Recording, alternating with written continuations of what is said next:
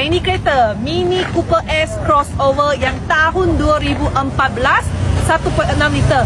So boleh nampak sini dia punya cat memang okey, ori lah, yang color warna merah. Okey, depan sarung dengan lampu semua masih cantik lagi ya. Okey, sini dulu as owner pun ada tambah itu stiker kasih korang lah.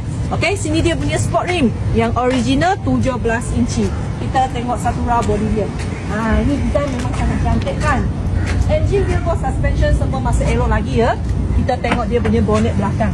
Rung dia kira okey lah, boleh letak barang, luggage pun boleh, tapi sikit sajalah sebab memang ada mini sikit. Okay, kita tengok belakang seat dia. Belakang seat semua yang fully fabric seat lah, semua cantik, tak ada koyak, tak ada cala semua. Lagi kita tengok depan sini. Depan driver side pun sama juga fully fabric seat.